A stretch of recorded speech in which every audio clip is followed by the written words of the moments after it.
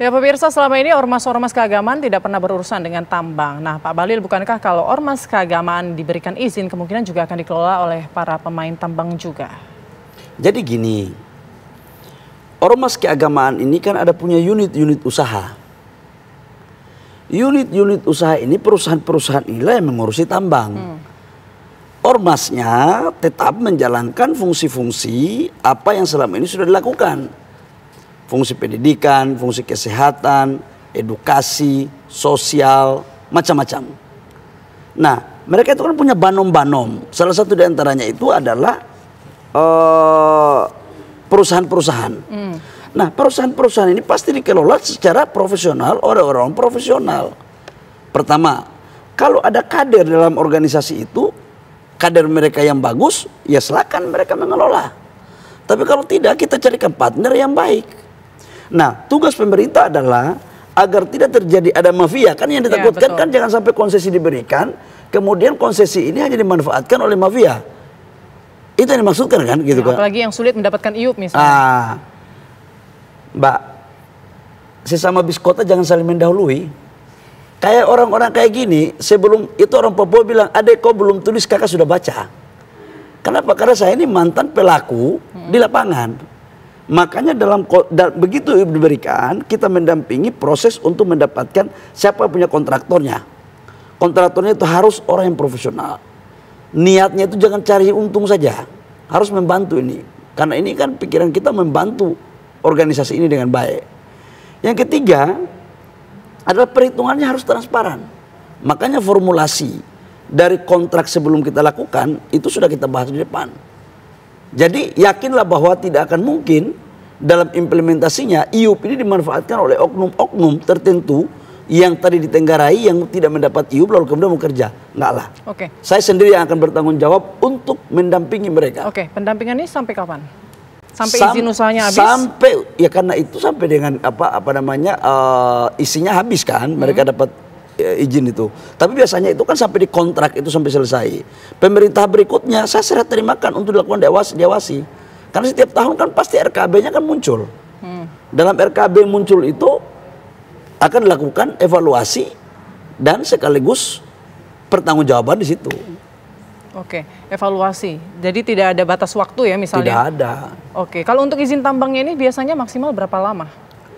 Izin tambang itu kan ada yang 20 tahun, ada yang 10 tahun tergantung ya. Tergantung kita mau pakai berapa tahun. Oke, baik. Ini saya mau balik lagi nih ke persoalan tadi Pak Bahlil sempat menyatakan bahwa ormas agama ini bisa mempunyai sumber penghasilan baru. Itu juga salah satu tujuan kemudian diberikannya izin usaha pertambangan ini untuk kemudian penghasilan baru ini bisa membiayai program mereka. Ini kemudian di publik ini banyak yang kemudian menuding bahwa jangan sampai nih ormas keagamaan kemudian menjadikan izin usaha pertambangan ini jadi ajang cari cuan dan kemudian mengabaikan daya kritisnya. Oh, enggak dong. Organisasi kemasyarakatan keagamaan tetap kritis. Enggak boleh enggak kritis. Justru negara demokrasi itu civil society-nya kita perkuat. Kalau mereka kritis bagus, mereka harus independen. Pembiayanya pun independen. Dengan mengelola konsesi, itu ada pendapatan yang sah, yang independen, yang tidak diberikan oleh institusi manapun dan oleh siapapun. Sehingga dia merdeka. Jadi justru kebalikan. Kalau kita memperlemah mereka, mohon maaf, hanya ada sekelompok orang yang memberikan sedekah terus ke mereka. Itu menurut saya. Ini independen ini kan, tapi kan mereka diberikan tambangnya oleh pemerintah. Ya, pemerintah berkewajiban, pasal 33. Akhirnya daya kritis terhadap pemerintahnya yang dikhawatirkan akan lemah. Kritis terus. Justru esensi daripada negara demokrasi itu memperkuat civil society. Salah satu antaranya apa? Kontrol sosial. Oke. Harus kritis. Saya waktu jadi ketua umum HIPMI, sekalipun saya dekat sama Pak Jokowi waktu itu, tapi HIPMI kritis terus itu waktu itu.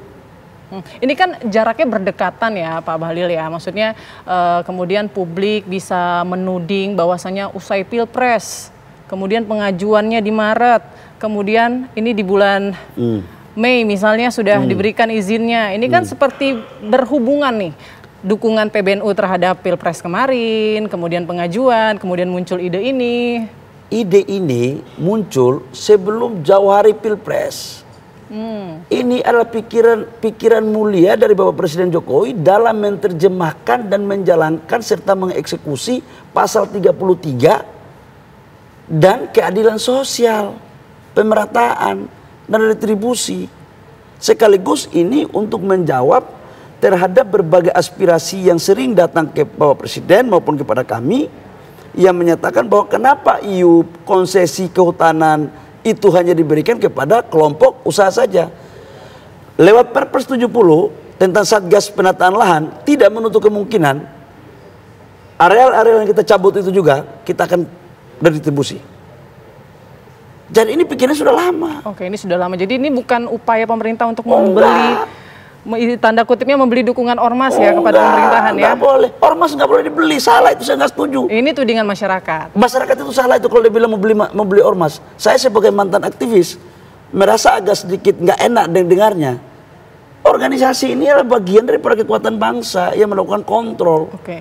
Jadi jangan kita berpikir, mohon maaf, dengan mengatakan bahwa organisasi bisa dibeli. Nggak boleh. Oke, ini berarti bahwa berkolaborasi dalam memberikan kontribusi pemikiran terhadap kebaikan daripada negara, iya.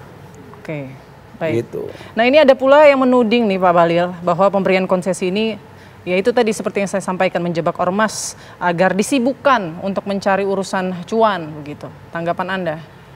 Gini, ini kan saya ulangi sekali lagi ya, yang mengelola tambang ini adalah badan usaha milik ormas. Bukan ketua umum, bukan sekjen, bukan ketua-ketua, bukan kompartemen. Jadi dipisahkan tuh dalam struktur. Yang ini tetap jalankan aja fungsi-fungsi kritisnya. Fungsi-fungsi programnya. Yang ini lain lagi, ini fungsi usahanya. Supaya dia begitu dengan usaha ini jalan, dia bisa mendapat pendapatan yang sah dan halal, dia mensuplai program ke sini tanpa ada suatu komitmen yang seolah-olah memperlemah positioning atau daya kritis daripada organisasi itu. Oke. Jangan seuzon lah, nggak bagus. Ini juga ada informasi nih, waktu merumuskan kabarnya ini sempat berseberangan lah ya, berdebat dengan Pak Menko Marves nih, Luhut Binsar Panjaitan. Tapi nanti dijawab ya Pak Bahlil. Usai jeda berikut kami masih akan kembali sesaat lagi.